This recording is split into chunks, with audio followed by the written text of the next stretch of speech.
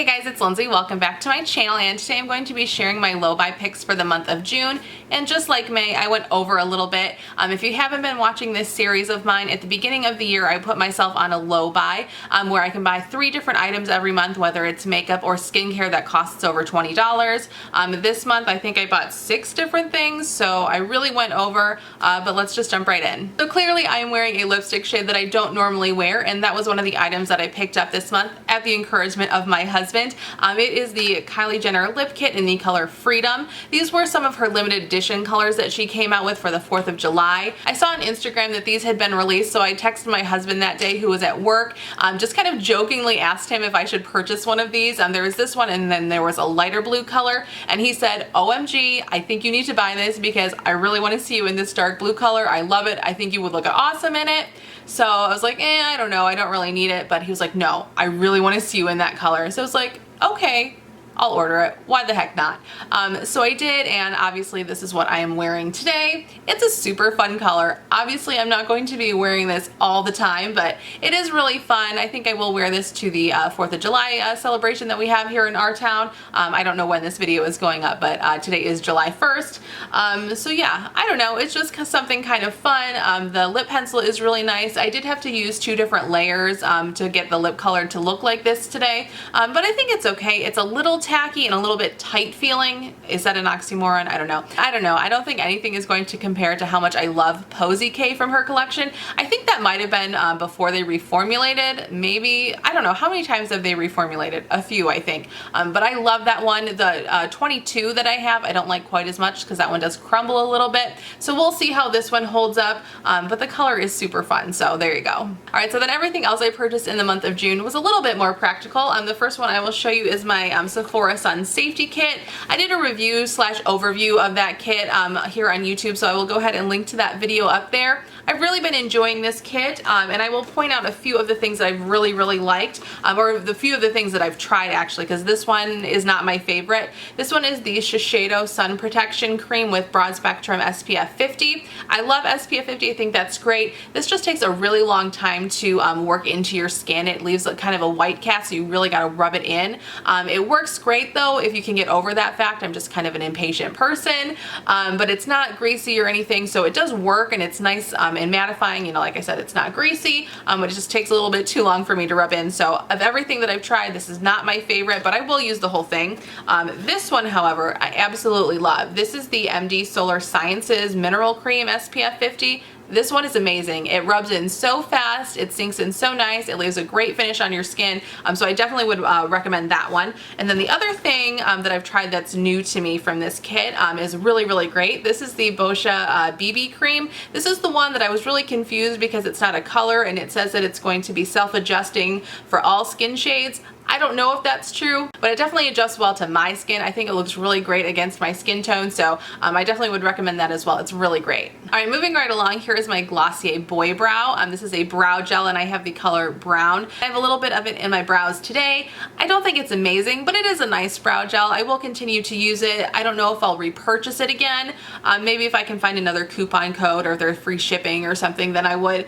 But it's fine. I don't think it's any better or any worse than the Gimme Brow. This is cheaper, so that's nice. And the NYX one I think is pretty good too, so maybe next time I will go back to that one since it's so much cheaper. But this was fun to use. You know, I've heard a lot about this, so I definitely was interested in how this performed. And like I said, it's nice, but nothing groundbreaking. A couple weeks ago, MAC was having a 15% off sale. I think you could get 15% off anything on their site, and they don't do that very often, so I was really tempted, and I was like, no, I don't need anything, so I'm not going to get anything. But then I got something in the mail from them saying that for the month of June only, I could get a free eyeshadow with any purchase, because I guess I had been a member with them for a year exactly, so they give you free stuff, you know, for just being a member of their website. So if you're not signed up with MAC, I highly suggest that you do. I had no idea that I was going to be getting that, so that was a really nice surprise. So I was like, okay, because you get the 15% off right now and I get this free eyeshadow only for the month of June, let me go on and see what I can find.